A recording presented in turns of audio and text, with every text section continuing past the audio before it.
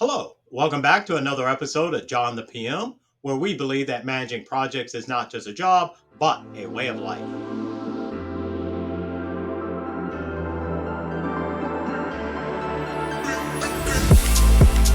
Oftentimes, after a person has earned their PMP and they reach back to me and they say, "Hey, John, I just completed my PMP. What's next?" The very first thing I do tell them is, "Congratulations. That is awesome. It is both a great career enhancer. It makes you feel good professionally, makes you feel good on a personal side. So, the very first thing I would do is actually celebrate, much like all good project managers do after a successful closeout of a project. And this was definitely a project. So, first off, kudos. Then, and there's usually a very, very short pause, I remind them that, like I mentioned in class, the PMP is not a destination, it is a journey.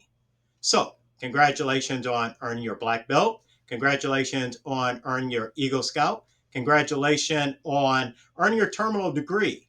All that does is to give you permission now to start learning. And there is no difference between those three items that I mentioned and the PMP. So most of the time when people ask me, "Hey, what do I do next?" Normally it kind of breaks off into two parts. One is on the academic side, the other part is on the career side. I want to start off with the academic and then finish off on the professional. On the academic side, a lot of folks say, "Hey, what other courses should I take or do or endeavor on those areas?" And more than likely, I'm going to suggest to them that they look at agile courses as well as Six Sigma. Both of those I'm extremely um, I like those both of those subjects extremely well. Now, sometimes I'll get a little bit of pushback, just a little bit, and they'll say, "Well, I'm not really going to be a coder, so I don't really need to go that much further into agile." And what I like to remind them, which they should have caught during class and things of that nature, is that most of your project, in fact, it's almost very difficult for me to think of a single project, but I'm sure that there's one that's out there that does not involve some sort of technology. And given that fact that the technologist might be involved in some shape, form, or fashion, the tool or the methodology that they'll probably be using is some form of an agile methodology. And as we know, there's about 50 different parts of them, on those side. So what I would endeavor is to, learn the one that most applicable to you, the one that's most relevant to you in your particular organization. One of the reasons why is that even if you're not the developer, you will be interacting with them. And so, in order to communicate your needs best to them so that they can be of help and service to you, you need to know how they're operating and how they're working. And so, that just helps you to understand those pieces. So, that's a great aspect to do. The other side, and this is just a little bit of a subtle point, and again, during my classes, we kind of emphasize this quite frequently. While we mention these tools in isolation, and we mention them under a certain domain. Really, they can be used anywhere. And I highly encourage you that you actually use them. All of the processes that we talk about, they are scalable and repeatable. One of the things I like to mention to folks is that if you properly reconcile your checkbook, and what I mean by properly reconciling is you get the bank statement from the bank, you compare it to your checks, you mark them off with an X or nowadays with a click, and then you have your outstanding check in order to get your final balance. If you actually do that properly, there is no difference between doing that for your personal bank account and $100 million company's bank account. It's the same process. It's the same way with all the processes that we have talked through during the PMP curriculum.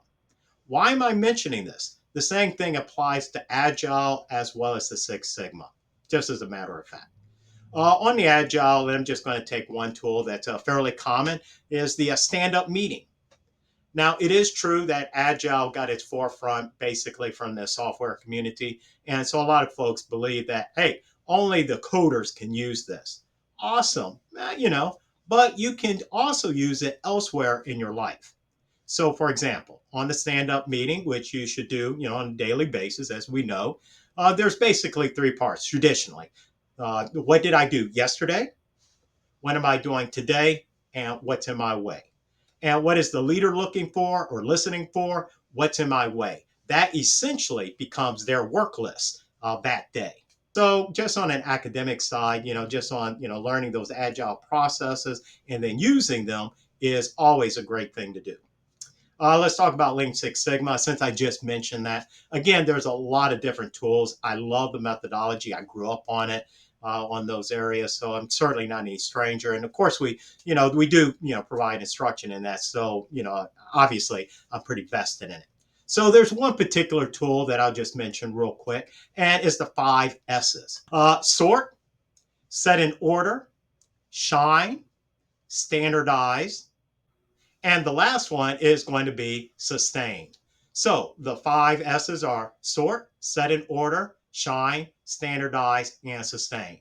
Well, what Six Sigma would do is, let's just take shine, for example. Traditionally, when you say shine, you just kind of like mean clean, clean the room. But if you're really getting into like the root cause issues and things of that nature, you try to understand what is causing the dirt to come into the room in the first place. And therefore, you may take off your shoes. You may have some kind of a mat there to kind of dust off your shoes before you even enter into the room. This way, you eliminate the cause. Again, that's a Six Sigma philosophy and things of that nature. You learn in, in the training sessions. But, you really kind of go back into those areas and try to, enhance your skill sets in them, on those areas. So that's kind of like the academic side. A couple of areas I would encourage folks to go dig deeper into would be, again, that agile, that Six Sigma. And I would be remiss to also say leadership, just as a matter of fact, on those. Well, that kind of wraps us up for this episode of John the PM. I appreciate it. It would do us a lot of favors, a lot of help if you, right below us, hit the subscribe button or the like button. My staff would greatly appreciate it in those areas because it allows us to be able to deliver more to you and, of course, be a service. Thank you and have an awesome day.